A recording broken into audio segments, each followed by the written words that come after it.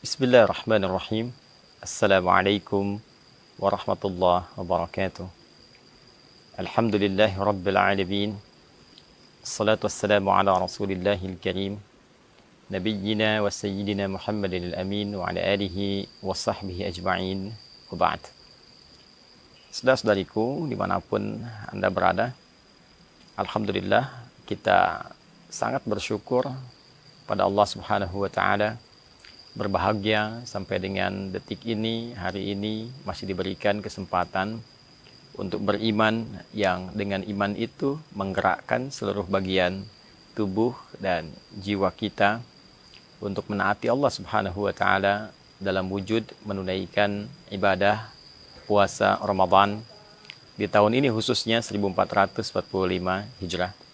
Semoga sampai detik ini Allah Subhanahu wa ta'ala berkenan menerima seluruh rangkaian ibadah yang kita tunaikan, dan semoga dengan penerimaan itu besar peluang kita mendapatkan ridha Allah Subhanahu wa ta'ala baik di dunia pun teristimewa, yaitu saat kita kembali kepada Allah Subhanahu wa ta'ala di hari kemudian insyaallah.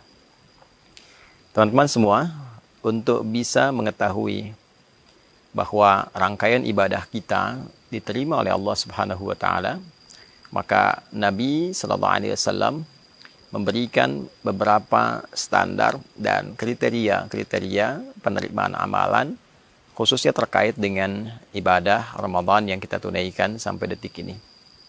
Di antara sekian kriteria dan standar atau juga alat ukur parameter yang Nabi pernah jelaskan kepada kita umatnya, di antaranya terdapat dalam salah satu hadis yang didokumentasikan oleh Al-Imam Al-Bukhari dalam kitab Sahih beliau, nomor hadis 1894. Pun demikian Al-Imam Muslim dengan redaksi yang serupa dalam kitab Sahihnya nomor hadis 1151, diriwayatkan oleh sahabat mulia Abu Hurairah Abdurrahman bin Sakhr radhiyallahu taala anhu. Satu kali Nabi sallallahu alaihi wasallam menyampaikan atau kama qala, as-siyamu junnatun. Puasa itu pada hakikatnya ialah perisai. Fala yarfuth wala yajhal. Maka orang yang tengah menunaikan puasa itu dengan perisai yang telah ia raih, ia memiliki kemampuan untuk berlatih meninggalkan, mencegah segala bentuk hal-hal yang kotor, segala bentuk tindakan-tindakan yang tidak memiliki arti, hal-hal yang bodoh yang seharusnya tidak dikerjakan. Wa ini mru'un qatalahu aw syatamahu, atau kama qala sallallahu alaihi wasallam, bila pun ada seseorang memprovokasi ia dengan mencelaknya, mengajak ia berselisih, berkelahi, maka ia berkata, inni shaimun, saya tengah berpuasa, saya tengah berpuasa.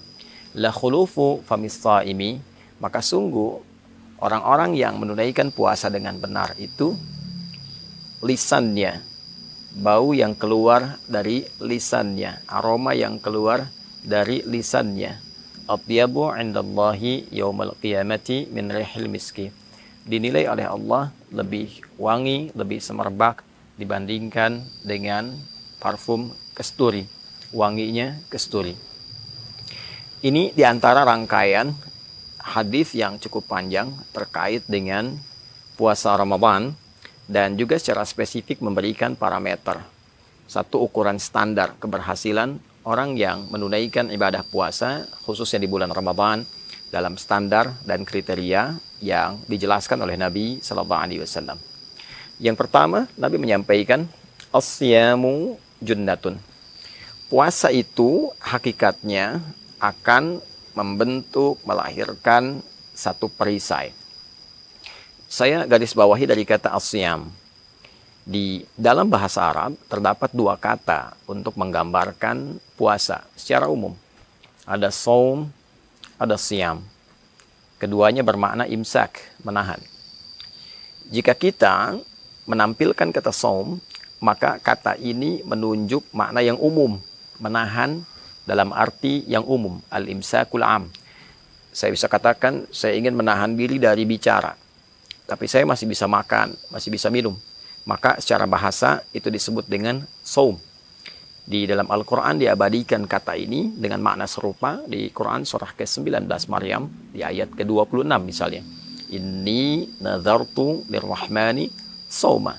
Maryam, katakan kepada orang-orang yang ingin mengklarifikasi tentang bayi yang kau bawa itu, engkau diam saja. Inni nazartu lirrahmani sauma. Katakan aku sedang bernazar kepada Allah untuk saum. Apa jenis saumnya? Falan ukallimal yauma insiya. Untuk tidak memberikan keterangan apapun kepada siapapun.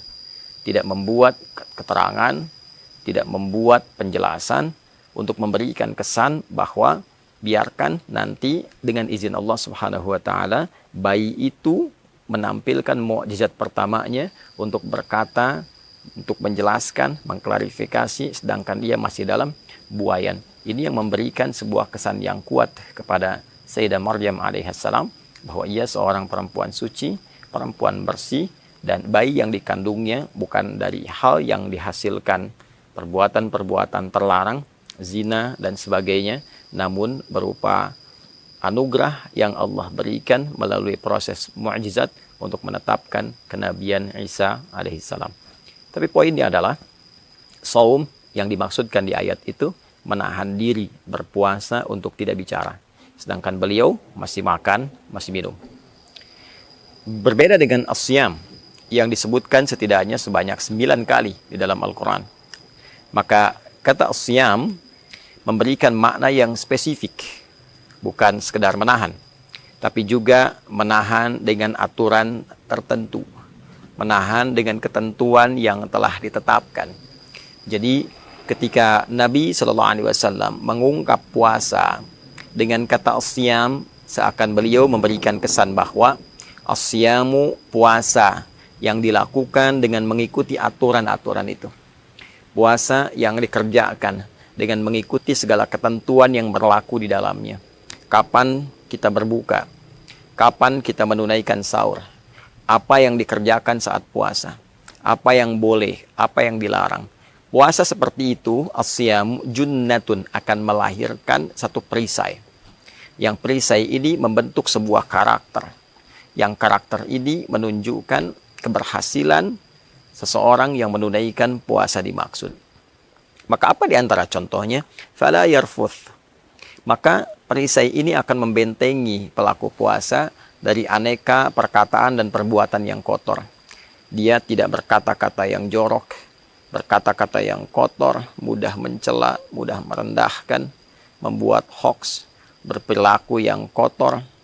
Ya, karena ada perisai dalam dirinya. Saat akan terdorong mengatakan sesuatu yang kotor, diprovokasi oleh setan, maka perisai itu muncul menahan, supaya kata itu tidak keluar. Latihan dimaksud, hasil dimaksud, itu terkonfirmasi dengan keluarnya sebuah karakter, dan dijelaskannya oleh Nabi dalam bentuk perisai yang membentengi. Jadi puasa yang benar, standar pertamanya, ya, standar pertama, puasa yang benar saat ditunaikan, adalah melahirkan sebuah karakter yang mulia, karakter yang baik. Diberikan cirinya oleh Nabi, dia terbebas dari perbuatan-perbuatan yang kotor. Kemudian wala yajhal, dan tidak juga berperilaku bodoh, perilaku yang tidak elok untuk dilakukan. Ya, kalau dalam keseharian, ya kita tidak katakan mungkin satu hal ini taruhlah dosa misalnya dalam contoh ya, tapi tidak elok untuk dilakukan. Seorang kakek atau seorang ayah menaiki sepeda anak 5 tahun yang roda 3 misalnya. Ya, berdosa tidak, tapi itu perbuatan tak pantas sehingga melahirkan cibiran. Ya, itu namanya jahlun, sesuatu yang tidak layak untuk dilakukan. Dalam keseharian banyak sekali perbuatan-perbuatan tak pantas yang kita memang tahu itu tidak boleh dilakukan. Ya, baik yang mengandung dosa ataupun tidak mengandung dosa, tapi dianggap secara etik itu keliru. Sehingga dengan itu berpotensi orang lain malah berdosa dengan perilakunya. Yang melakukan dosa, kita tahu, berdusta itu dilarang, membuat hoax itu dilarang, korupsi itu dilarang, mencuri itu dilarang, memecah belah itu dilarang. Ya, atau perbuatan-perbuatan dialog lainnya yang sifatnya jahil, yang melahirkan bincangan-bincangan publik yang tidak elok untuk didengar. Nah, itulah perbuatan jahalah namanya. Maka orang puasa, dia bisa mengendalikan dirinya. Dia bisa menempatkan diri. Kapan dia bercanda di tempat yang benar. Kapan dia berkata sesuatu yang pantas. Kapan dia menghindari perbuatan buruk. Itulah yang dimaksud dengan as-siyamu junnah. Maka standar pertama yang dijelaskan oleh Nabi ternyata bukan standar peningkatan ibadah ritual, tapi standar moral, standar etika, standar karakter. Maka orang puasa, bila berhasil puasanya, terjadi perubahan diri, terjadi perbaikan pada dirinya, terjadi peningkatan moral, semakin beretika dirinya, semakin baik keadaan dirinya, tuturnya semakin baik, perilakunya semakin baik, penyimpangannya semakin dia bisa hindari. Maka orang-orang yang bisa menahan lisannya dari perbuatan kotor dinilailah oleh Nabi SAW la khulufu famis saimi. Maka lisan orang puasa itu, karena dia menghindarkan dari perkataan yang kotor, dan kotor itu tidak wangi, kotor itu bau, maka disifati di sini dengan kata kiasan bahwa orang yang berkata jorok itu bau lisannya. Orang-orang yang berkata-kata kotor itu tidak wangi lisannya di hadapan Allah. Maka pengertian sebaliknya, orang-orang yang bisa menahan diri, membuktikan keberhasilan puasanya dengan tidak berkata yang kotor, tidak berkata yang tidak baik, oleh Allah dihadiahi dengan satu aroma mewangi lisannya saat kembali kepada Allah di hari kiamat. Itu diantara maksudnya yang disampaikan oleh para ulama secara maknawi, bukan secara lafzi. Jadi orang-orang ini ketika bisa menjaga diri, membuktikan keberhasilan puasanya, dari lisannya saja saat dia bangkit di hari kiamat, oleh Allah diberikan keistimewaan dengan keluar bau harum di lisannya. Karena mampu merubah dirinya menjadi pribadi yang lebih baik dengan puasanya. Maka saudara, diharapkan dengan menunaikan ibadah di bulan Ramadan ini, kita bisa menunjukkan bahwa kesempatan yang Allah berikan kepada kita, kita bisa manfaatkan dengan sebaik-baiknya. Kita bisa merubah diri menjadi lebih baik dan mempertahankan itu sampai kembali kepada Allah Subhanahu wa taala, dan mudah-mudahan kita yang termasuk dibangkitkan dalam keadaan sukses menunaikan ibadah puasa dan ditandai dengan mewanginya bagian tubuh kita, lisan kita, sampai kita bangga kembali kepada Allah Subhanahu wa taala dengan puasa yang telah kita tunaikan, dengan pahala yang telah dikumpulkan. Lis-shaimi farhatan. Orang puasa itu mendapatkan dua kebahagiaan. Farhatun 'inda iftarihi, bahagia ketika ia berbuka saat di dunia. Wa farhatun 'inda liqa'i rabbi, dan dia gembira ketika kembali menghadap kepada Rabbnya di hari kiamat dengan sukses puasa yang telah ia bawa. Semoga kita digolongkan pada klasifikasi yang dimaksudkan. Allahumma taqabbal minna innaka antas sami'ul alim wa tub 'alaina innaka antat tawwabur rahim. Sallallahu ala sayyidina Muhammad wa ala alihi wa sahbihi ajma'in. Wa akhiru da'wana alhamdulillah rabbil alamin. Selamat berbuka. Hadi Hidayat Mira. Assalamualaikum warahmatullahi wabarakatuh.